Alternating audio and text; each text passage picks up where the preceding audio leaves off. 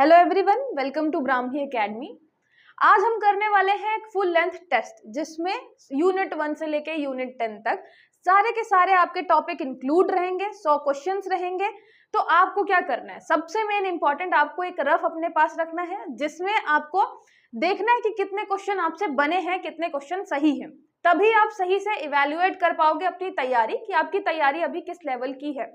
इसके अलावा दूसरा काम आपको क्या करना है, ये करना है शेयर आपको उन लोगों को जो कि तैयारी कर रहे हैं। मान लीजिए आपके कितने भी अच्छे नंबर आ रहे हैं, लेकिन ये कैसे पता चलेगा कि जो साथ में तैयारी कर रहे हैं उनके कंपैरिजन में आप कहां पर हैं, है ना। क्योंकि आपको पता रहता है कि 70 75 ये तो अच्छे नंबर होते हैं, लेकिन अब कट ऑफ चला गया आपका उससे भी हाई। तो अब के कंपैरिजन में मतलब कोई भी टेस्ट में आपने अच्छा परफॉर्म किया है या नहीं किया है, ये इस बात से पता चलता है कि जो आपके साथ पढ़ने वाले हैं, जो मतलब कंपटीशन में हैं आपके साथ, उनके कितने नंबर आ रहे हैं उसी टेस्ट में। उससे भी पता चलेगा कि आपकी तैयारी कैसी है, आप पीछे हैं, आगे हैं, या भी आपको और थोड़ा सा अपनी पढ़ाई में ज्यादा गति लानी है। तो शेयर जरूर करिए, फिर उनसे नंबर पूछिए कि भाई तुम्हारे कितने आ रहे हैं, उससे आप कंपैरिजन करिए कि आप कहाँ पे हैं और आपको अभी कितनी और ज्यादा मेहनत करनी है। अब कुछ बच्चे बोलेंगे कि मैम सही आंसर बताएंगे ही नहीं, बहुत सारे लोग जबरदस्ती का ज्यादा बताएंगे। तो आपको ऐसे मतलब जेन्युइन लोगों से पूछना है जो बता दें सही सही आंसर कि उनके इतने इस टेस्ट में कितने नंबर आ रहे हैं। ठीक है, अपनी तैयारी को इवैल्यूएट जरूर करते रहिएगा, नहीं तो आप ऐसे 50 लेक्चर्स देखेंगे, आपको लगेगा सारी चीजें आपको याद हैं, लेकिन जब आप टेस्ट पेपर में बैठेंगे, मेन पेपर में, तो वहां पे आपको 50-50 में इतना डाउट रहेगा कि आप गलत कर देंगे। इसलिए आप आराम से बैठ के यहाँ पे जितने भी क्वेश्चन आए पॉज करके पहले खुद आंसर लिखिएगा, फिर देखिएगा आंसर क्या है, लास्ट में काउंट जरूर करिएगा कि आपके सही कितने हुए। ठीक है, चलिए शुरू करते हैं। मैंने जो लेवल रखा है वो मीडियम लेवल रखा है, ना ही बहुत ज्यादा टफ है ना ही बहुत ज्यादा आसान है। कुछ क्वेश्चन आपको आसान मिलेंगे, कुछ आपको टफ मिलेंगे, जैसे आपके पेपर में रहते हैं। ठीक है, तो आपको क्या करना है, पहले क्वेश्चन पढ़ना है, पॉज करना है, उसका आंसर लिखना है रफ में, फिर आगे आंसर देखना है। ठीक है, आपके क्वेश्चन 100 क्वेश्चन है, इसलिए मैं जल्दी जल्दी करवाती चली जाऊंगी, ज्यादा डिटेल में हम नहीं जाएंगे। वज्जी गणराज्य पर सर्वप्रथम किस शासक ने विजय प्राप्त की थी? Which ruler first conquered Vajji republic? आपका जब वज्जी रिपब्लिक है, संघ की बात कर रहे हैं यहाँ पे, किसकी? गणराज्य की बात कर रहे हैं, है ना। तो गणराज्य में बिंबिसार, अजातशत्रु, महापद्मनंद या चंद्रगुप्त मौर्य? याद रखिएगा ये थे आपके अजातशत्रु। मैंने अजातशत्रु के बारे में बताया भी था जब मैं आपको पढ़ा रही थी गणतंत्र, गणराज्य जो आपके होते हैं, कि मतलब उन्होंने गौतम बुद्ध से पूछा था कि हम लड़ाई करने वाले हैं, आक्रमण करने वाले हैं वज्जी पर। तो आपके गौतम बुद्ध ने इंपॉर्टेंस बताई थी कि जो आपके गणराज्य होते हैं वो शक्तिशाली क्यों होते हैं, क्योंकि सब एक साथ होते हैं। तो अजातशत्रु ने क्या किया कि फूट डलवा दी और फिर आक्रमण किया और जीत गए। याद रखिएगा, अजातशत्रु ने क्या किया था, वज्जी गणराज्य था जो बहुत ज्यादा आपका क्या था, शक्तिशाली था, उसको जीता था। ठीक है, फिर मगध में निवास करने वाले लोगों को अथर्ववेद में क्या कहा गया है? What has been said in Atharvaveda about the people living in Magadh? आपके जो अथर्ववेद मतलब उत्तर वैदिक वाले जो लोग हैं, कहाँ पे रहते थे?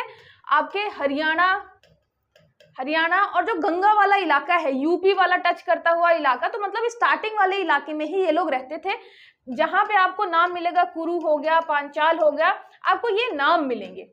ठीक है, एरिया के नाम मिलेंगे। आपका मगध जो है काफी दूर था, यहां तक अभी पहुंचे नहीं थे आपके आर्य। तो यहाँ पे अथर्ववेद में उस वाले इलाके में रहने वाले लोगों को क्या कहते थे? याद रखिएगा, इसको कहते थे व्रात्य। ठीक है, तो मगध वाले इलाके में अथर्ववेद के टाइम पे जो लोग रहते थे वो कहलाते थे व्रात्य। ठीक है, फिर अनार्य वगैरह तो आपको पता ही है कि आर्य वाले एरिया में ही जो और लोग रहते थे उनको अनार्य था। पिशाच और चांडाल ये आपके बाद के शब्द आए हैं। ठीक है, फिर ऋग्वेद में ऋत का संरक्षक किसे बताया गया है? Who has been describe as the guardian of Rta in Rigveda? Indra, Agni, Varuna, सूर्य। ऋत के हमें संरक्षण के बारे में ये कौन है? यहाँ पे आपके हैं वरुण भगवान। तो वरुण जी जो है वो ऋत के संरक्षक माने गए हैं। ठीक है, ये याद रखिएगा, ऋग्वेद में ऋत के संरक्षक। फिर अगला हो गया, निम्नलिखित में से कौन ऋग्वेद पंचजन में शामिल नहीं था? Which of the following was not included in the Rigvedic Panchajana? तो पुरु, यदु, तुर्वस, आपका तुर्वश और कुरु। याद रखिएगा ये है आपका कुरु। कुरु क्या है हमारा, आपके पंचजन में शामिल नहीं थे। पुरु था, यदु था, तुर्वस था, एक आपका द्रुह्यु था, एक आपका अनु था। तो याद रखिएगा पंचजन थे और ये आपका कुरु पांचाल जो थे ये उसमें शामिल नहीं थे। ठीक है, और पंचजन आपका जो क्वेश्चन है ये पूछा जा चुका है आपके मेंस वाले पेपर में भी, तो याद रखिएगा। शाकल और वास्कल किस वेद से संबंधित शाखाएं हैं? शाकल और Vaskal are the branches related to which वेदा?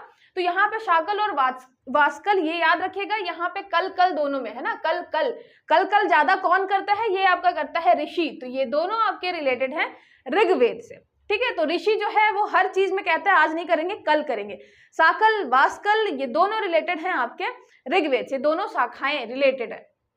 फिर आता है भृगु और वरुण संवाद का वर्णन किस उपनिषद में है? In which Upanishad is the dialogue between Bhrigu and Varun describe? जब मैंने आपको उपनिषद पढ़ाए हैं वहां पे ये चीज मैंने आपको बताई है कि भृगु और वरुण का संवाद किसमें। भृगु जो है वरुण के क्या रहते हैं? पुत्र रहते हैं, उनको ब्रह्म ज्ञान की प्राप्ति के लिए वो जाते हैं अपने पिता के पास ही बताइए। फिर पूरा संवाद भी मैंने मतलब आपको बताया है, किसमें है याद रखिएगा, ये है आपके तैत्तिरीय उपनिषद में। तैत्तिरीय का मैंने क्या बताया था, आप 33 से याद कर सकते हैं, और ये किस वेद से संबंधित है? तो आपके ये कृष्ण यजुर्वेद से संबंधित है। याद है आपको मैंने बताया था कृष्ण जी की जो है वो 33 यजुर्वेद, 33 क्या है? सखियां हैं। ठीक है, तो सखियां 33 है किसकी? कृष्ण जी की, तो कृष्ण यजुर्वेद से संबंधित है तैत्तिरीय, जहां पे आपको भृगु और वरुण जी का संवाद भी मिलेगा। ठीक है, तो 33 संवाद मिलेगा किसका? आपका भृगु का। साथ ही में मैं थोड़ा बहुत ट्रिक बता के रिलेट भी करते जा रही हूँ जिससे आपको याद रहे। फिर नागेश्वर हड़प्पा कालीन स्थल किस राज्य में स्थित है? In which state is the Nageshwar Harappan site located? Rajasthan, Haryana, Gujarat, Maharashtra. याद रखिएगा नागेश्वर जो है, नागेश्वर राव अपने कहाँ के थे? गुजरात के थे। ठीक है, साउथ इंडियन मूवीज का कुछ हो गया नागेश्वर राव, ये कहाँ के हैं? गुजरात के हैं, कच्छ वाले इलाके के। तो जो नाग है, नाग का याद रखिएगा, नाग कहाँ से हैं? गुजरात से हैं। ठीक है, तो बिल्कुल बहुत सारे जो नाग हैं वो, अब नाग को रिलेट करना है आपको किससे? गुजरात से। ठीक है, तो नागेश्वर राव आपके हो गए गुजरात के। फिर मौर्यकालीन एकमात्र अभिलेख जो ताम्रपत्र के रूप में लिखा गया है, the only inscription of Maurya period which is written in the form of copper plate, ताम्रपत्र में है, और सारे के सारे आपको किसमें मिलेंगे? पत्थर में मिलेंगे। ठीक है, तो कौन सा है ताम्रपत्र में? याद रखिएगा ये है आपका सोहगौरा अभिलेख। ठीक है, इसके अलावा जितने भी अभिलेख हैं आपके महास्थान, गुर्जरा, मस्की और जितने भी हैं सब पत्थर पे लिखे गए हैं। ठीक है, नेक्स्ट देखिए, निम्नलिखित में से कौन से बोधिसत्व भविष्य के बोधिसत्व माने जाते हैं? Which of the following Bodhisattva is considered the Bodhisattva of future? Kshitigarbha, Maitreya, Padmapani और मंजूश्री। ये कौन सा है? आपके मैत्रेय। ठीक है, और मैत्रेय जी को आपके हीनयान महायान दोनों मानते हैं, हीनयान भी एक्सेप्ट करते हैं कि अभी भविष्य में जो आएंगे बोधिसत्व वो कौन होंगे? आपके मैत्रेय जी होंगे। फिर श्वेतांबर शाखा के अनुसार कौन से जैन तीर्थंकर स्त्री हैं? According to Shvetambar branch which Jain Tirthankar is a woman? तो याद रखिएगा ये सिर्फ श्वेतांबर जैन आपके जो आपके श्वेतांबर जो शाखा है सिर्फ वो मानती है कि आपके जो जैन तीर्थंकर हैं एक, वो आपकी स्त्री हैं। कौन से? ये हैं आपके मल्लीनाथ। ठीक है, तो ये आपके जो मल्लीनाथ जी हैं वो स्त्री हैं, आपकी दिगंबर नहीं मानती है, वो मानती है कि सारे के सारे पुरुष ही हैं। ठीक है, ये याद रखिएगा। फिर कुचिपुड़ी नृत्य किस राज्य से संबंधित है? Kuchipudi dance is related to which state? Tamil Nadu, Andhra Pradesh, Kerala या कर्नाटक? पॉज कर करके आंसर जरूर लिखते जाइएगा। ठीक है, याद रखिएगा ये है आपके आंध्र प्रदेश से रिलेटेड। आंध्र प्रदेश से रिलेटेड याद कैसे कर सकते हैं? जो अंधे लोग हैं, आंध्र का आप कर सकते हैं अंधे लोग। अच्छा, ये सारी चीजें जैसे मैंने बताया, अंधे लोग जो है मैं सिर्फ रिलेट करने के लिए बता रही हूँ। आंध्र से आप अंधा कर सकते हैं, ऐसे कोई अन्यथा नहीं लेगा। तो अंधे जो लोग हैं हम उनको क्या खिला रहे हैं? पूरी खिला रहे हैं, कि उनको पूरी बहुत पसंद है, तो अंधे लोगों को हम पूरी खिला रहे हैं। कुचिपुड़ी किससे रिलेटेड हो गया? आपका आंध्र प्रदेश से। फिर गौतम बुद्ध और महावीर जैन दोनों का निर्माण किस गणराज्य में प्राप्त हुआ था? दोनों को हो गया निर्माण किस गणराज्य में प्राप्त हुआ था? In which republic did both Gautam Buddha and Mahavir Jain attain nirvana? तो इन दोनों को अलग अलग जगह पर निर्माण प्राप्त हुआ है, लेकिन गणराज्य आपका सेम है, वज्जी, मल्ल, वत्स, कौशाम्बी। तो याद रखिएगा ये कौन सा है आपका? ये है आपका मल्ल। एक मैंने आपको बताया था पावा के मल्ल हैं और एक कुशीनारा के मल्ल हैं। कुशीनारा है ना, कुशीनारा में होती है, निर्वाण प्राप्त होता है आपके महात्मा बुद्ध जी को, और पावा में प्राप्त होता है महावीर जैन जी को, महावीर जैन। ठीक है, तो आपके ये पावा के मल्ल और कुशीनारा के मल्ल तो आपके मल्ल ही है, तो मल्ल गणराज्य में ही आपके गौतम बुद्ध और महावीर जैन दोनों को निर्वाण प्राप्त होता है। ठीक है, फिर द्रविड़ शैली में प्रसिद्ध विरूपाक्ष मंदिर कहाँ स्थित है? Where is the famous Virupaksha temple in Dravidian style located? याद रखिएगा विरूपाक्ष किससे है? द्रविड़ शैली से रिलेटेड है। तो ये आपका कहाँ पे है? तमिलनाडु, कर्नाटक, केरल, आंध्र प्रदेश। ये आपको मिलेगा कर्नाटक में। कर्नाटक में कहाँ? हम्पी। ठीक है, विजयनगर साम्राज्य से ये रिलेटेड है। विजयनगर, आपका विजयनगर साम्राज्य, जहां पे मिलेगा द्रविड़ शैली का विरूपाक्ष मंदिर। ठीक है, तो विरूपाक्ष वीरू भाई से याद कर सकते हैं कि आपके जो वीरू भाई थे वो कहाँ घूमने गए थे? हम्पी घूमने गए थे। ठीक है, तो वीरू भाई हम्पी घूमने गए थे। विरूपाक्ष मंदिर। फिर गुप्तकालीन अर्थव्यवस्था से संबंधित जो आपका ये खिल शब्द है का संबंध किससे है? What is the word khil? Related to Gupta period economy. ब्राह्मण को दान दी गई भूमि, व्यापारियों से कृषि के लिए अनुपयुक्त भूमि या शिल्पियों से। तो खिल शब्द का उपयोग किस चीज के लिए किया गया है? याद रखिएगा, ये है कृषि के लिए अनुपयुक्त भूमि, या इसको बंजर भूमि मानिए, बंजर भूमि। ठीक है, तो ये वर्ड तो है खिल, लेकिन इसमें कुछ खिल नहीं सकता। ठीक है, तो जस्ट उल्टा है, यहाँ पे वर्ड जरूर है खिल, लेकिन यहाँ पे कुछ खिल नहीं सकता। और जो कृषि योग्य भूमि है गुप्त काल में वो कहलाती थी क्षेत्र। ठीक है, ये आपका क्षेत्र है जहां पे आप कृषि करेंगे, तो क्षेत्र कहलाता था जो कृषि योग्य भूमि थी। अपृहत एक नाम मिलेगा जो वन वाला इलाका होता था, जंगल वाला, उसको बोलते थे। ठीक है, फिर हो गया आपका निम्नलिखित में से कौन राष्ट्रकूट कालीन स्थापत्य कला से संबंधित है? Which of the following is related to the architecture of the Rashtrakuta period? Rashtrakuta के टाइम से एलोरा, एलिफेंट, तो एलोरा जो केव्स हैं, एलिफेंटा केव्स हैं, तो राष्ट्रकूट के टाइम से कौन सी रिलेटेड है? तो याद रखिएगा आपकी एलोरा और एलिफेंटा दोनों की दोनों राष्ट्रकूट के टाइम से ही रिलेटेड है। ठीक है, एलिफेंटा में आपको बहुत अच्छी अच्छी मूर्तियां मिलेंगी, आपको शिव जी की जो मूर्ति है वो भी बहुत अच्छी सी मिलेगी, ये दोनों। ठीक है, तो याद रखिएगा किससे रिलेटेड है? राष्ट्रकूट के टाइम से रिलेटेड है आपके एलोरा और एलिफेंटा। फिर सही कालानुक्रम में व्यवस्थित करें, arrange in correct chronological order. बताना है पहले कौन आया, फिर बाद में कौन आया, फिर बाद में कौन आया। तैमूर, चंगेज खान, महमूद गजनवी और मोहम्मद गौरी। तो सबसे पहले तो आपका गजनवी आया था, आपको ये पता है, फिर गौरी आया था, फिर उसके बाद चंगेज खान 1200 कुछ में आया था, और तैमूर आपका 1300 कुछ में आया था, है ना। गजनवी सबसे पहले आया, फिर गौरी आया। तो यहाँ पे 3 सबसे पहले, तो 3 होगा, ये दोनों हट गए। 3 के बाद आपका होगा 4, ये दोनों, फिर 4 के बाद होगा आपका 2, तो ये हो जाएगा आंसर। ठीक है, ये आपका चंगेज खान इल्तुतमिश के टाइम पे आता है ना, और इसके अलावा गजनवी और गौरी का तो आपको पता ही है, शुरू में ही आ जाते हैं। तैमूर आपका 1300 में आता है। ठीक है, चलिए। मध्य प्रदेश के पुरी में हुए कांग्रेस अधिवेशन की अध्यक्षता किसने की थी? Who presided over the Congress session held in Tripuri, Madhya Pradesh? तो त्रिपुरी में जब हुआ था मध्य प्रदेश में, तो हेड कौन बना था? पट्टाभी सीतारामैया, सुभाष चंद्र बोस, महात्मा गांधी, जवाहरलाल नेहरू, ये थे आपके सुभाष चंद्र बोस।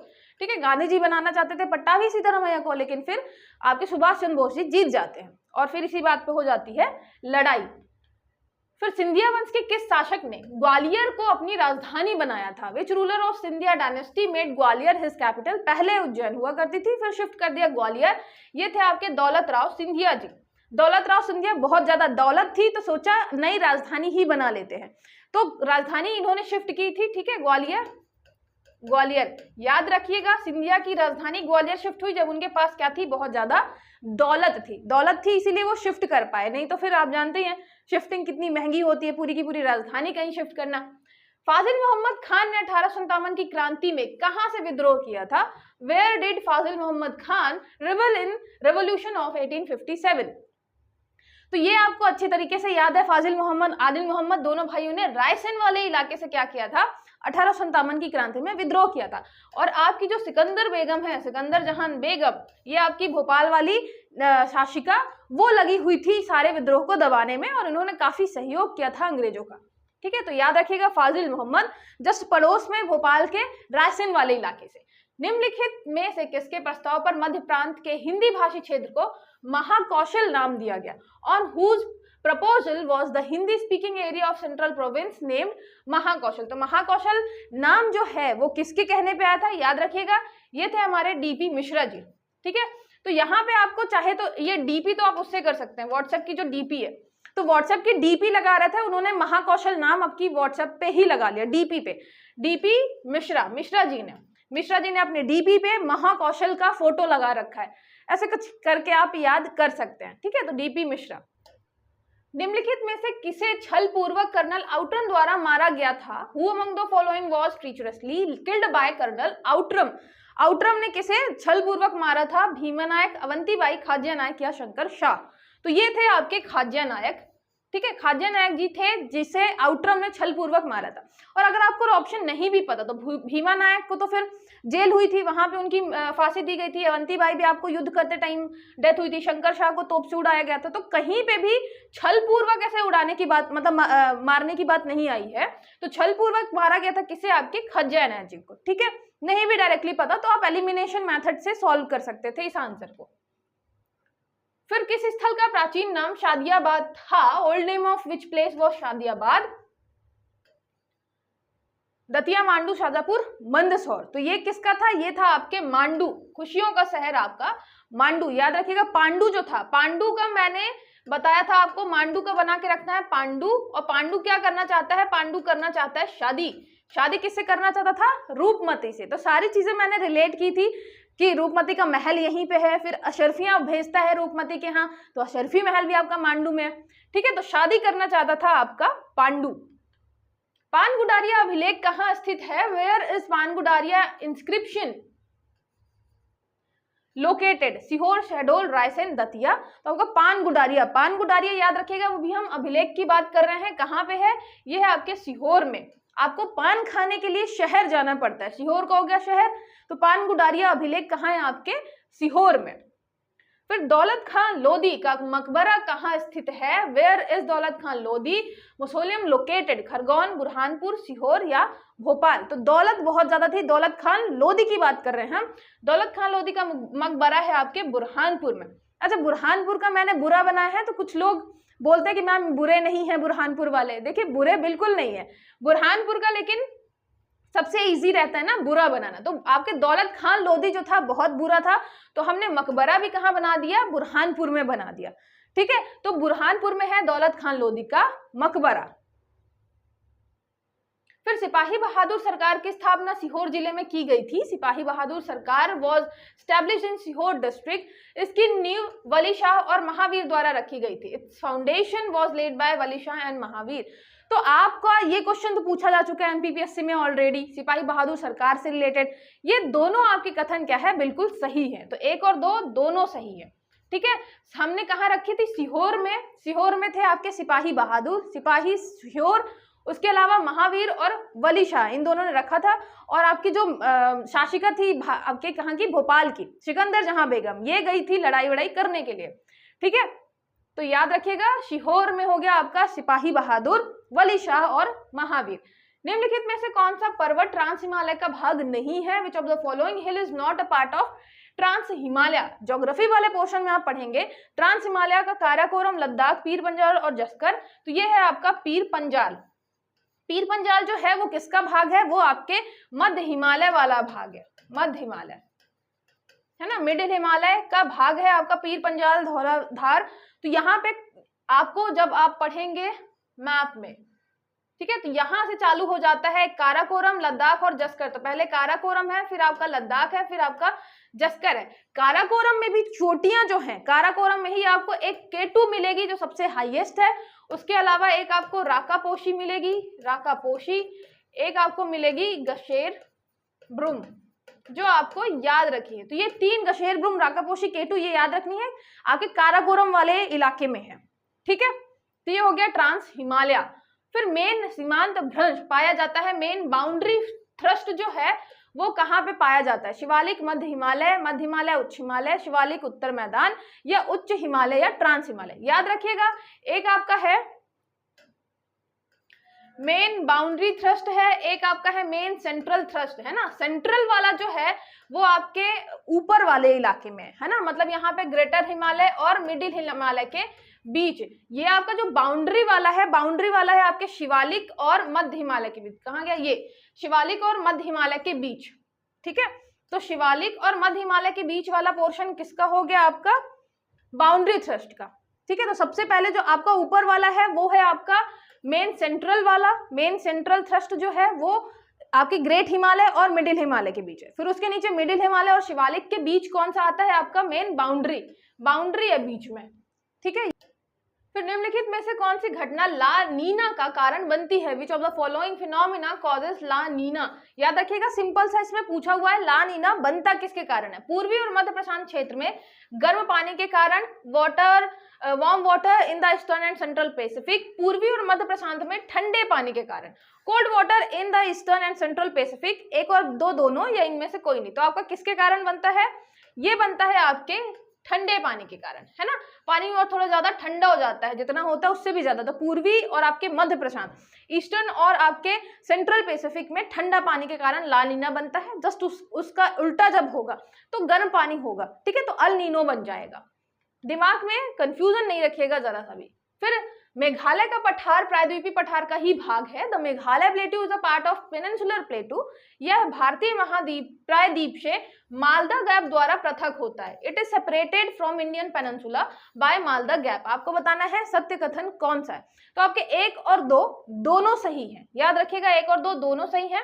इसमें से 1 और 2 दोनों सही है। मालदा गैप जो है ये आपका क्या कहलाता है? इसके अलावा राजमहल और गारो गैप भी कहलाता है, गारो गैप, ठीक है।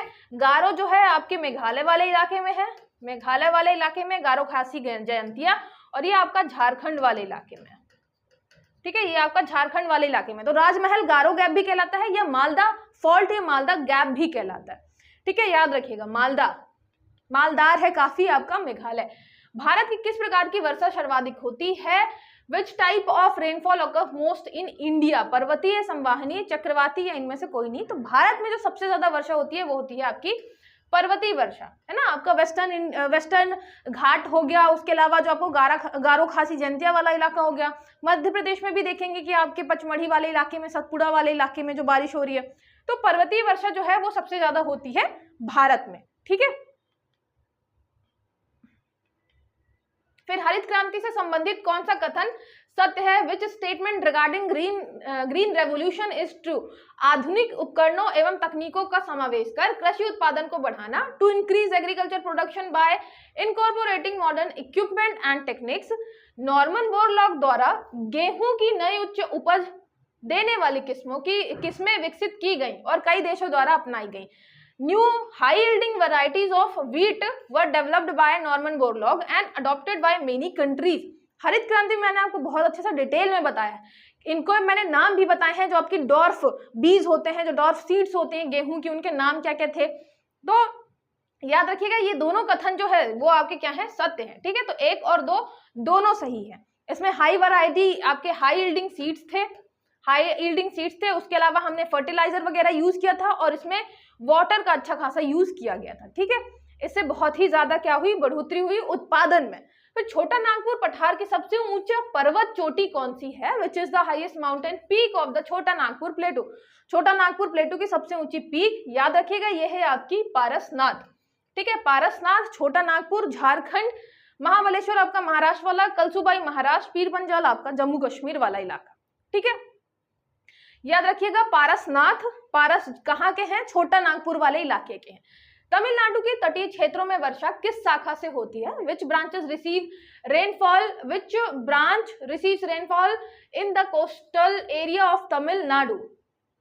फ्रॉम विच ब्रांच होगा ये यहाँ पे, ठीक है। From which branch rainfall of coastal area Tamil Nadu receives, ठीक है। थोड़ा सा इंग्लिश में गलत हो गया है, समझ लीजिएगा। तमिलनाडु के तटीय प्रदेश में वर्षा किस शाखा से होती है ना। तो आपको भी पता है कि जब हम एंटर करते हैं इधर से, साउथ आपकी वेस्ट वाली, तो ये इधर से एंटर करती है और ऐसे चली जाती है, तो आपका जो इधर वाला इलाका, कोस्टल वाला इलाका बचा रह जाता है आपके तमिलनाडु का।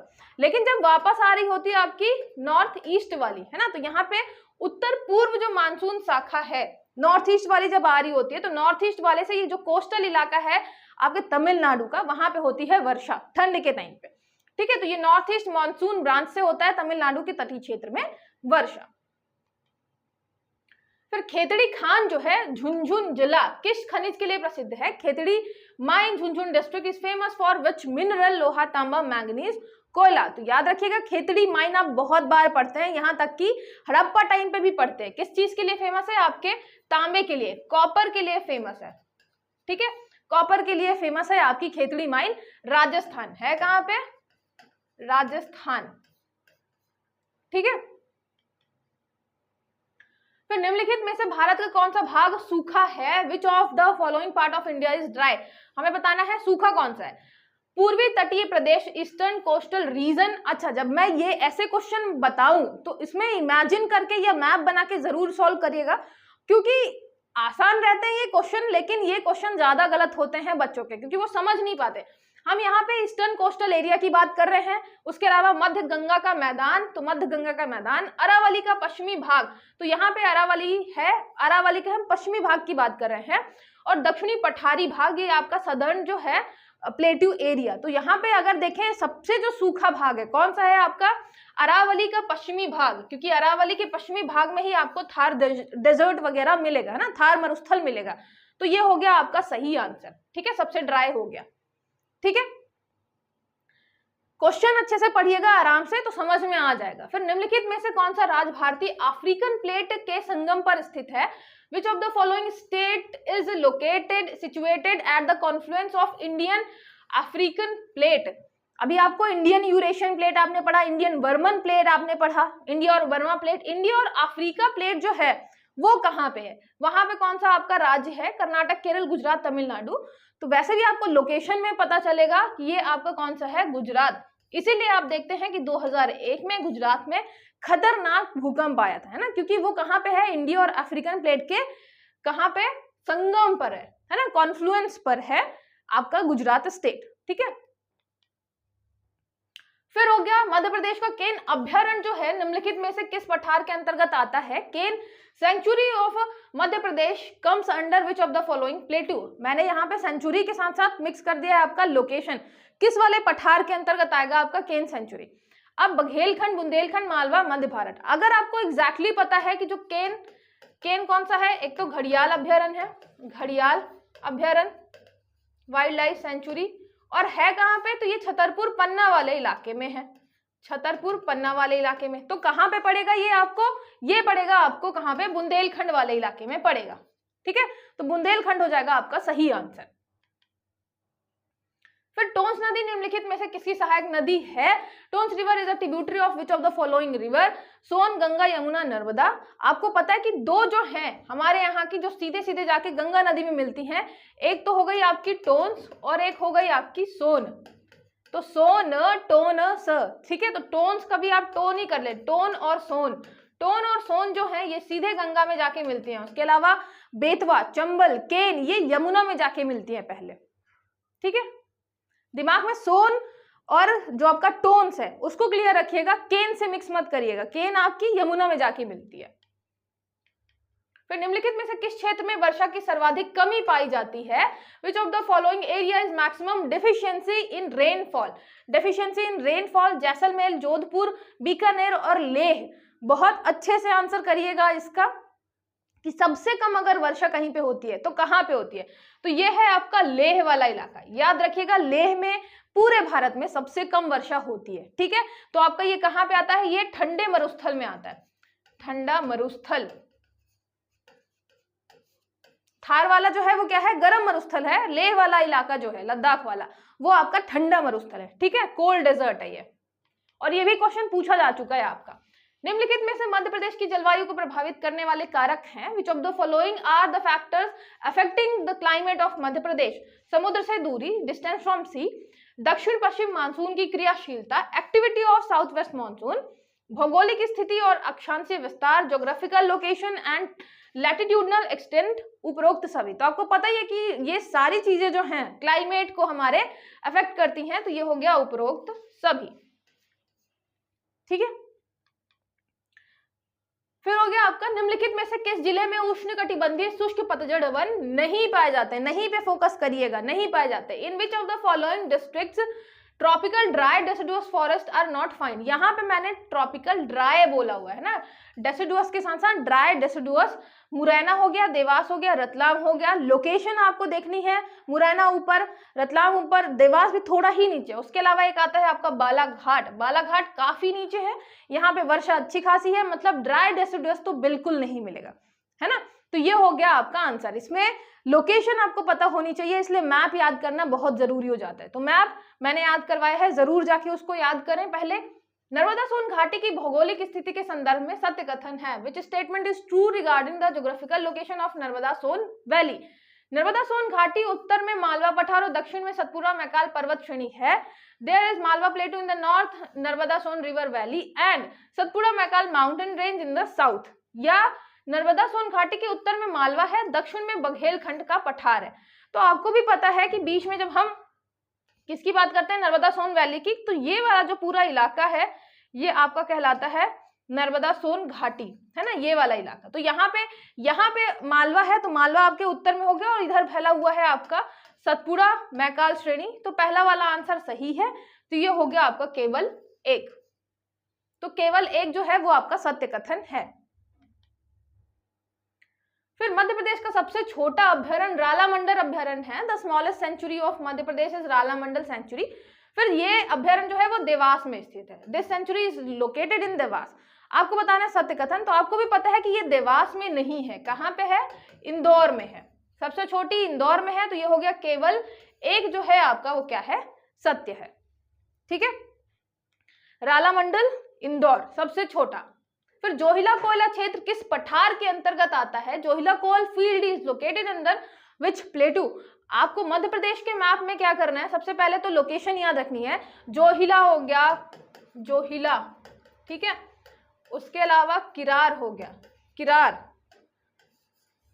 जोहिला हो गया, किरार हो गया, उमरिया हो गया, ठीक है, आपका सुहागपुर हो गया, सुहागपुर, ये सारे इलाके ये वाले हैं, है ना। और ये वाला इलाका है मतलब आपका किसका आएगा, बघेलखंड का आएगा। इसके अलावा आपका दूसरा जो एरिया है वो कौन सा है, ये वाला है, सतपुड़ा वाला, जहां पे आपको पेंच, कान्हन, शाहपुर ये सब मिलेंगे, है ना, मोहपानी। तो यहाँ पे पेंच कान्हन वाला इलाका, एक शाहपुरा, ये आपका सतपुड़ा वाला है, एक आपका बघेलखंड वाला है। जोहिला किसका है, जोहिला कान्हन, सॉरी, जोहिला और किरार वगैरह, तो ये आपके किसमें है, बघेलखंड वाले में, है ना। सुहागपुर हो गया, सिंगरौली हो गया, ये सब इस इलाके के हो गए। फिर वन स्थिति रिपोर्ट 2021 के अनुसार मध्य प्रदेश में कुल कितने प्रतिशत भाग पर वन आवरण है? According to the forest status service report 2021, what percentage of the total area is under forest cover in Madhya Pradesh? अभी 2021 की जो रिपोर्ट आई है उसके अनुसार देख रहे हैं, ये है आपका 25%।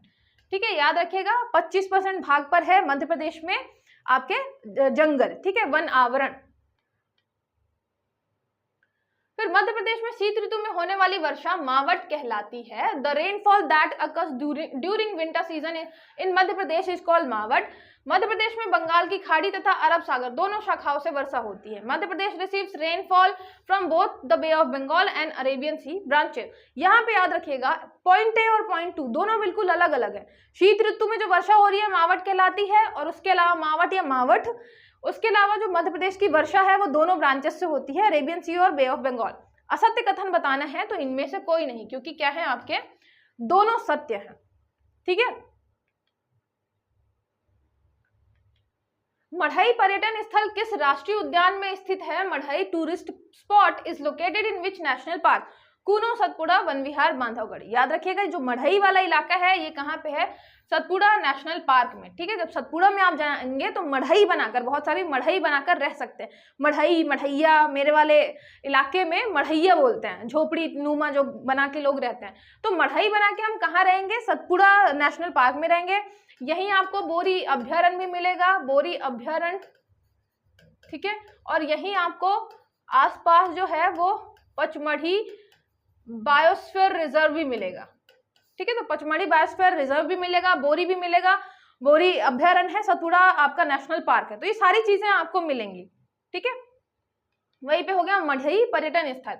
मध्य प्रदेश की कौन सी नदी का अन्य नाम कामधेनु भी है? Which river of Madhya Pradesh also has another name Kamdhenu?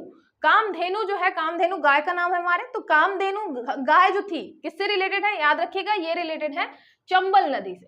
ठीक है, तो चंबल कामधेनु, उसके अलावा चरमावती भी नाम है चंबल नदी का ही। फिर सतपुड़ा श्रेणी क्षेत्र में निम्नलिखित में से कौन सी पहाड़ी स्थित है, which of the following hill is located in Satpura range, Barwani, Dhupgarh, Kalibhit, उपरोक्त सभी। तो आपको पता है सतपुड़ा वाले इलाके में ये तीनों है ना, तो उपरोक्त सभी हो जाएगा, धूपगढ़ भी है, कालीभीत भी है, बड़वानी भी है। ठीक है, कालीभीत आपका बैतूल, धूपगढ़ आपका महादेव पहाड़ी। फिर आपका ये हो गया सही सुमेलित नहीं है, नॉट करेक्टली मैच। माही नदी धार, नर्मदा नदी सूरत, ताप्ती नदी बुरहानपुर, बेतवा नदी ओरछा, कौन सा किस नदी के किनारे स्थित है, कौन सा आपका जिला या कौन सा स्थान। तो आपको पता है कि सूरत जो है वो नर्मदा नदी के किनारे स्थित नहीं है, सूरत आपका कहाँ पे मिलेगा, ताप्ती। ठीक है, ताप्ती नदी के किनारे मिलेगा। तो आपका हो गया केवल 2 ऑप्शन, ये आपका सुमेलित नहीं है। मध्य प्रदेश में जिला पंचायत का गठन कितनी जनसंख्या के आधार पर किया जाता है। Madhya Pradesh district panchayat is formed on the basis of what population, ये है आपका 50,000 से अधिक। मैं अभी थोड़ा जल्दी जल्दी इसलिए भी करा रही हूँ क्योंकि हमें अभी हमारे पास बहुत सारे क्वेश्चन है ना। तो ये हो गया आपका 50,000 से अधिक जिला पंचायत की बात की गई है यहाँ पे, याद रखिएगा। फिर निम्नलिखित में से कौन सा अनुच्छेद प्रेस की स्वतंत्रता का उपलब्ध करता है, which of the following article provides for freedom of press. Freedom of press किससे रिलेटेड है, आपके 19(1)(a) से रिलेटेड है, 19(1)(a) से रिलेटेड है आपका। ए मतलब आ, किससे, प्रेस की स्वतंत्रता है ना, राइट टू स्पीच। फिर किस मामले में सर्वोच्च न्यायालय ने सर्वप्रथम घोषित किया कि उद्देशिका संविधान का हिस्सा है, in which case did the supreme court first declare that objectives are, ये ऑब्जेक्टिव मतलब नहीं, यहाँ पे हम प्रियम्बल की बात कर रहे हैं, preamble are part of the constitution. तो यहाँ पे है ये आपका केशवानंद भारती, केशवानंद भारती में ही आपका आता है बेसिक स्ट्रक्चर। ठीक है, बेसिक स्ट्रक्चर जिसको तोड़ा नहीं जा सकता, बेसिक स्ट्रक्चर ऑफ कॉन्स्टिट्यूशन। तो ये हो गया आपका basic structure Keshavananda Bharati case, जहां पे उद्देशिका जो आपकी प्रियम्बल है उसको संविधान का हिस्सा माना गया। ठीक है, राज्यों के लिए राज्यसभा में सीटों का आवंटन संविधान के किस अनुसूची से में वर्णित है। The location of seats in the Rajya Sabha to state is described in which schedule of the constitution. तो किस शेड्यूल में है आपका राज्यसभा में सीटों का आवंटन, ये है आपके 4th में। ठीक है, याद रखिएगा ये किस में है, आपके 4th में, 4 नंबर। 11 को हम भेजते हैं राज्यसभा में। भारतीय संविधान को बनाने हेतु संविधान सभा के कुल कितने अधिवेशन हुए थे, how many session of the constitution assembly were held to frame the Indian constitution. तो यहाँ पे टोटल नंबर ऑफ कितनी असेंबलीज हुई थी, तो कितनी हुई थी हमारी, 11 हुई थी। 11 अधिवेशन हुए थे और 2 साल 11 महीने 18 दिन में हमारा संविधान बनके तैयार हुआ था। भारत के संविधान का कौन सा अनुच्छेद अपनी पसंद के व्यक्ति से विवाह करने के अधिकार को संरक्षण प्रदान करता है। Which article of the constitution of India protect the right to marry a person of one's choice. ये आपके मतलब आपके लिए ये सबसे ज्यादा इंपॉर्टेंट है, याद रखिएगा। आपको आर्टिकल 21 के अनुसार, ठीक है, यहाँ पे पर्सनल लिबर्टी आती है, आपकी खुद की स्वतंत्रता है कि आप अपने किसी भी व्यक्ति से जिससे चाहे विवाह कर सकते हैं। ठीक है, अपनी पसंद से। तो ये हो गया अनुच्छेद 21। भारत के सर्वोच्च न्यायालय के किस वर्ष न्यायाधीशों की नियुक्ति के लिए कॉलेजियम व्यवस्था को अपनाया। In which year did the supreme court of India adopted the collegium system for the appointment of जजेस। यहाँ पे याद रखिएगा 1993 में आता है आपका पहली बार कॉलेजियम सिस्टम, जहां पे मतलब ये डिसाइड किया गया कि जो जज हैं उनका अपॉइंटमेंट कौन करेगा। ठीक है, फिर मध्य प्रदेश जल और भूमि प्रबंधन संस्थान किस विभाग के अंतर्गत आता है। Madhya Pradesh institute of water and land management, यहाँ भी ये इंस्टीट्यूट है, याद रखिएगा, संस्थान है जल और भूमि प्रबंधन संस्थान। किसके अंतर्गत आता है डिपार्टमेंट के अंदर, तो ये आता है आपका पंचायत और ग्रामीण विकास विभाग, panchayat and rural development department. याद रखिएगा जो आपका भूमि प्रबंधन है, जल है, ये हमारे पंचायत और ग्रामीण विकास के अंतर्गत आ रहा है। ठीक है, मध्य प्रदेश में लोकसभा में अनुसूचित जाति के लिए आरक्षित सीट 4 है। The seat reserve for schedule caste in the Lok Sabha from Madhya Pradesh is 4। मध्य प्रदेश में राज्यसभा में अनुसूचित जनजाति के लिए आरक्षित सीट 6 है। The seat reserve for schedule tribe in Rajya Sabha from Madhya Pradesh is 6। सत्य कथन बताना है, तो आपको अभी तक पता चल ही गया होगा इसमें से सत्य कौन सा है? केवल एक, क्योंकि दूसरे में हम राज्यसभा की बात कर रहे हैं, ना कि लोकसभा की, है ना।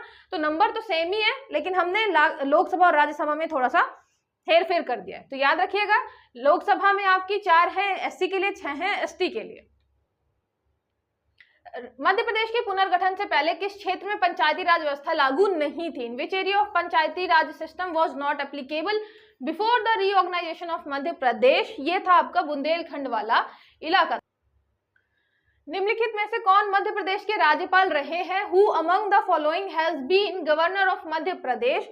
राजा नरेश चंद सिंह, पीवी दीक्षित, शंकर दयाल शर्मा, या इनमें से कोई नहीं? तो याद रखिएगा, ये आपके कौन है? पीवी दीक्षित, कार्यवाहक राज्यपाल रहे हैं ये पीवी दीक्षित जी, ठीक है। तो मध्य प्रदेश के राज्यपाल नरेश चंद सिंह तो आपके मुख्यमंत्री थे, है ना।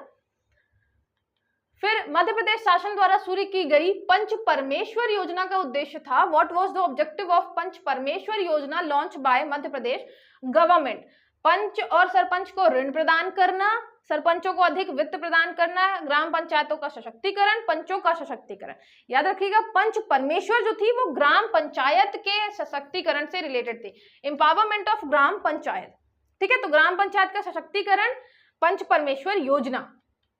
भारत के सर्वोच्च न्यायालय के कार्यवाहक मुख्य न्यायाधीश की नियुक्ति कौन करता है? Who appoint the acting chief justice of the supreme court of India? तो यहाँ पे हम एक्टिंग सीजेआई की बात कर रहे हैं, ये आपके करेंगे राष्ट्रपति, ठीक है, आर्टिकल 126। तो यहाँ पे याद रखिएगा, कार्यवाहक हम मुख्य न्यायाधीश की बात कर रहे हैं, प्रेसिडेंट अपॉइंट करेंगे। फिर महात्मा गांधी राष्ट्रीय ग्रामीण रोजगार गारंटी अधिनियम कब पारित हुआ था? When was the Mahatma Gandhi national rural employment guarantee act पास? तो ये तो आप कई बार पढ़ चुके हैं, कब हुआ था? 2005 में, मनरेगा एक्ट 2005। निम्नलिखित में से कौन सा एक वित्तीय समावेशन की प्रक्रिया का बोधक है? Which of the following denotes the process of financial inclusion?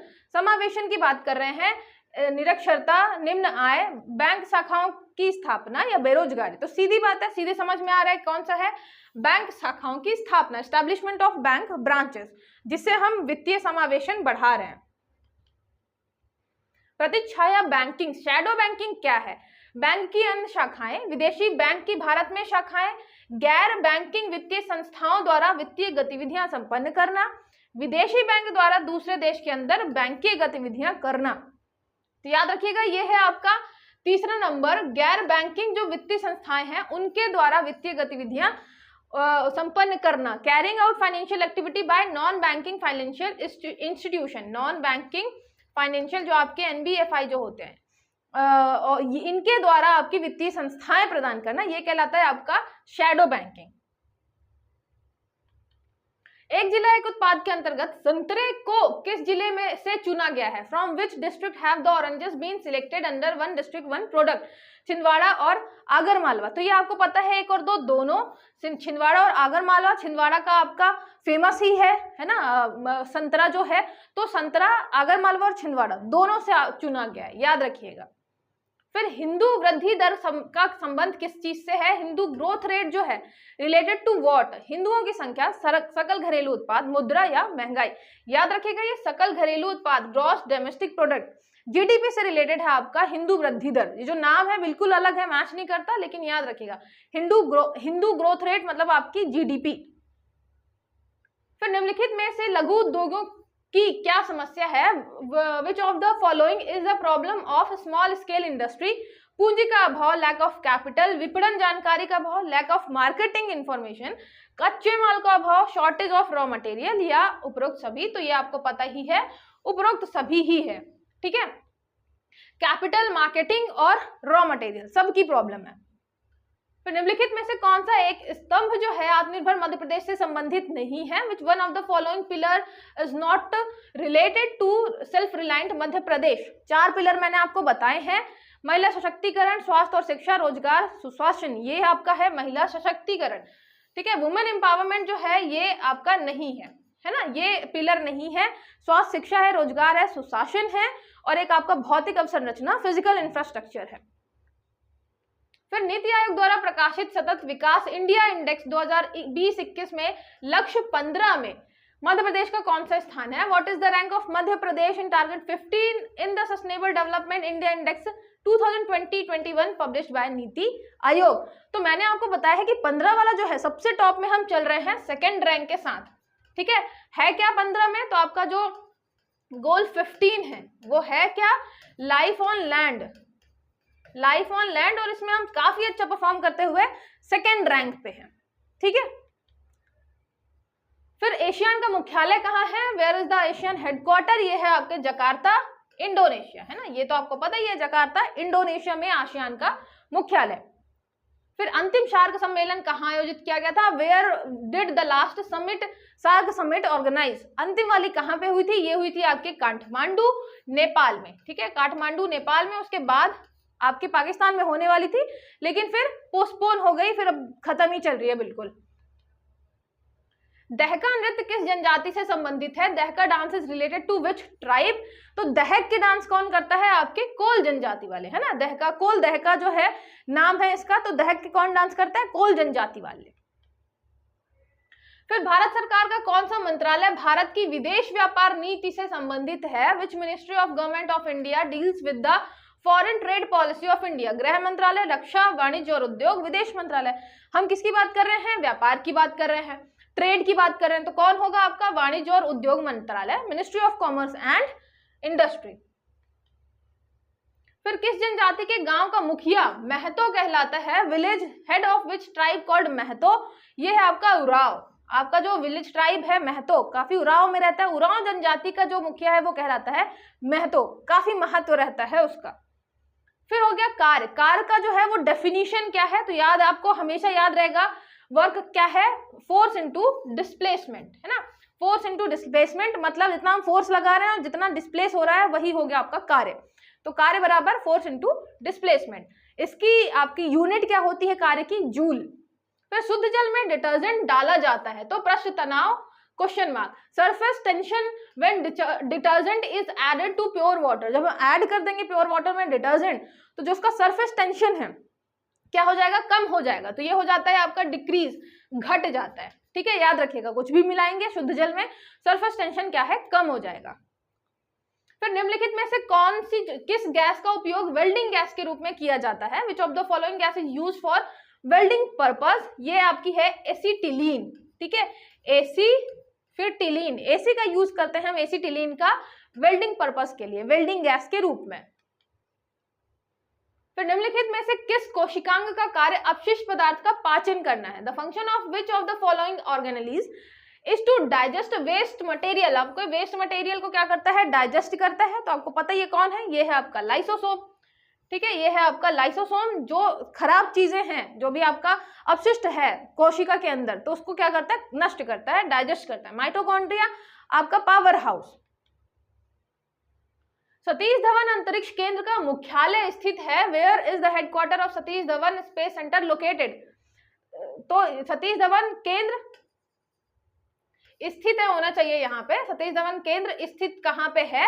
तो ये where is headquarter of Satish Dhawan space centre located, ठीक है, यहाँ पे आप कुल मिला के पूछा गया सतीश धवन स्पेस सेंटर कहाँ पे लोकेटेड है, तो ये है आपके कहाँ पे? आंध्र प्रदेश, श्रीहरिकोटा, ठीक है, श्रीहरिकोटा आंध्र प्रदेश में। तो सतीश जो है हरिकोटा, हरि के पास जाते हैं कहाँ पे? आंध्र प्रदेश में। तो अंधे जो है वो हरि के पास रहते हैं और उसमें से एक का नाम है सतीश। सतीश धवन स्पेस सेंटर कहाँ मिलेगा आपको? आंध्र प्रदेश, श्रीहरिकोटा। फिर निम्नलिखित में से संचार संबंधित उपग्रह को किस कक्षा में प्रक्षेपित किया जाता है? In which of the following orbit are communication related satellite launch? Low earth orbit, polar orbit, medium earth orbit या जियो स्टेशनरी ऑर्बिट? तो आपका ये कौन सा है? जियो स्टेशनरी ऑर्बिट, मतलब वहां पे स्टेशनरी रहना चाहिए ना, यहाँ से हम मैसेज भेजें तो रिसीव करें, ये नहीं कि चक्कर लगाते लगाते आगे पहुंच गया तो हम यहाँ से मैसेज कर रहे हैं, रिसीव करने वाला सैटेलाइट है ही नहीं। तो जियो स्टेशनरी सैटेलाइट आपका यूज होता है संचार में, कम्युनिकेशन में, ठीक है। फिर आता है नाविक उपग्रह द्वारा देश की सीमा से कितने किलोमीटर दूरी के भूभाग तक निगरानी रखी जा सकती है? How many kilometres of land from the countries border can be monitored by नाविक सैटेलाइट? तो नाविक सैटेलाइट कितने तक करता है आपका? 1500 किलोमीटर तक है, जो इंडिया के, अब जैसे ये मान लीजिए आपका ये इंडिया का पार्ट हुआ पूरा, तो ये इंडिया के आपके 1500 किलोमीटर जोन तक क्या कर सकता है? ये नेविगेट कर सकता है, ठीक है। फिर किस विटामिन द्वारा घाव ठीक होते हैं? Which vitamin help in healing wounds? ये है आपका विटामिन सी। याद रखिएगा, विटामिन सी आपको खट्टा खट्टा जरूर लगेगा, लेकिन इससे घाव ठीक होने में भी सहायता मिलती है ना। फिर निम्नलिखित में से कौन सा अनुवांशिक रोग नहीं है? Which of the following is not a hereditary disease? Haemophilia, coloured blindness, night blindness, या इनमें से कोई नहीं? तो ये है आपका रतौंधी, नाइट ब्लाइंडनेस। ये होता है विटामिन ए की कमी से, है ना, विटामिन ए की कमी से होता है, ना कि ये हेरिडेटरी डिसीज है। उसके अलावा हीमोफीलिया और कलर ब्लाइंडनेस ये दोनों आपके हेरिडेटरी डिसीज है, ठीक है, अनुवांशिक रोग है। फिर सिकल सेल एनीमिया का बच्चों पर क्या प्रभाव पड़ता है? What effect does sickle cell anaemia have on children?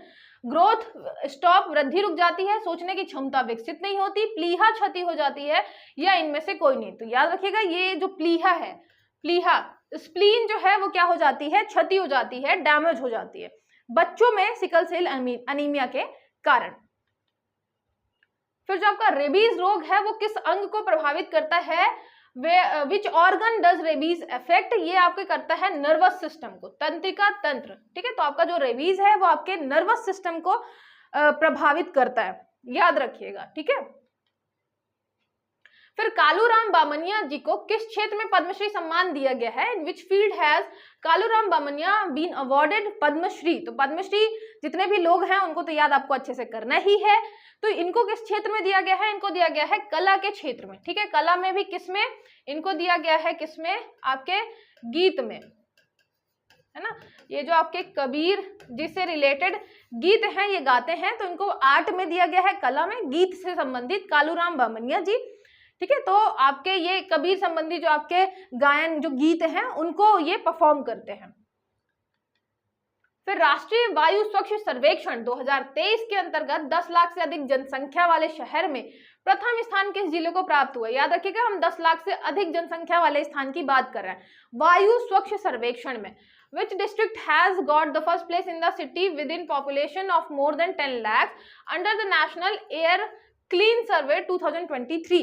तो हम सफाई में भी सबसे टॉप में चल रहे हैं इंदौर में, तो वायु स्वच्छता में भी कौन टॉप में होगा? आपका इंदौर, ठीक है। तो साफ सफाई है अगर, तो आपके वहां की वायु भी साफ है। फिर सेमीकंडक्टर पारिस्थितिकी तंत्र को विकसित करने के लिए भारत ने किस देश के साथ समझौता किया है? With which country has India signed an agreement to develop semiconductor ecosystem? Sweden, Japan, America, Norway. ये है आपका जापान। हमने जापान के साथ टाई अप कर रखा है सेमीकंडक्टर इकोसिस्टम डेवलप करने के लिए। आपका जो जापान है, ताइवान है, साउथ कोरिया है, ये काफी अच्छा परफॉर्म कर रहे हैं सेमीकंडक्टर में, तो हमने जापान के साथ टाई अप किया है, ठीक है। दुनिया का पहला मीथेन से उड़ने वाला रॉकेट किसके द्वारा लॉन्च किया गया? The world first methane powered rocket has been launch. दो ही लोग कर सकते हैं, या तो आपका अमेरिका करेगा या चीन करेगा। अमेरिका यहाँ इसमें किया किसने है? इसमें किया है चीन ने। तो मीथेन पावर्ड जो आपका रॉकेट है लॉन्च किया चीन ने। चीन भी आपको पता है काफी नए नए आविष्कार करता रहता है। फिर लेजर और इंकजेट प्रिंटर, ये किसका उदाहरण है? Laser and inkjet printer is example of line printer, character printer, impact printer या नॉन इम्पैक्ट प्रिंटर। हम बात कर रहे हैं लेजर की। लेजर हम दूर से भी करेंगे, इम्पैक्ट करने की जरूरत तो है नहीं। तो ये दोनों उदाहरण है आपके नॉन इम्पैक्ट प्रिंटर के, ठीक है, लेजर और आपका इंकजेट जो प्रिंटर है। फिर जब शुद्ध अर्धचालक में कोई विशेष अशुद्धता जो है मिलाई जाती है तब प्राप्त अर्धचालक कहलाता है। When a specific impurity is added to a pure semiconductor, semiconductor pure है, हमने इम्प्योरिटी मिलाई, then the semiconductor obtained is called, ये आपका कहलाता है एक्सटर्नल सेमीकंडक्टर, ठीक है, बाह्य सेमीकंडक्टर कहलाता है, क्योंकि हमने बाहर से उसको क्या कर दिया, कुछ अशुद्धि मिला दी है, तो ये हमने स्पेशल इम्प्योरिटी मिला दी है। तो ये हो गया आपका बाह्य सेमीकंडक्टर। फिर इंटरनेट ऑफ थिंग्स शब्द का सर्वप्रथम प्रयोग किसने किया था? Who used word internet of things for the first time? तो जो पहली बार देते हैं, वैसे भी क्वेश्चन आ चुका है एआई वगैरह के लिए, पहली बार किसने दिया था शब्द? ऐसे ही इंटरनेट ऑफ जो आपका आईओटी है उसको किसने दिया था? याद रखिएगा, ये है केविन एस्टन ने दिया था, ठीक है। तो केविन नाम का व्यक्ति है, केविन अपने केबिन में बैठे बैठे उसने सोचा आईओटी के बारे में, इंटरनेट ऑफ थिंग्स के बारे में, तो ये हो गया केबिन। फिर राष्ट्रीय जनजाति स्वास्थ्य अनुसंधान संस्थान कहाँ स्थित है? Where is the national tribal health research institute located, ये मैंने आपको बताया है। यहाँ पे हम रिसर्च कर रहे हैं किसके लिए, ट्राइबल हेल्थ से रिलेटेड। कहाँ करेंगे, जबलपुर में। काफी बल लगाना पड़ता है जब हम ट्राइबल के हेल्थ से रिलेटेड रिसर्च करते हैं, क्योंकि सब डरते रहते हैं, है ना, ट्राइबल जनजाति हमारी। तो जबलपुर हो गया आपका रिसर्च सेंटर। फिर भील समुदाय से संबंधित सबसे वयोवृद्ध व्यक्ति कहलाता है। What is the oldest person related to Bhil tribe called, Sursa, Dahla, Laru या पाल्या। तो यह है आपका डालहा, डालहा, ठीक है। तो डालहा जो है वो भील समुदाय का सबसे वयोवृद्ध व्यक्ति है, सबसे बूढ़ा व्यक्ति डालहा।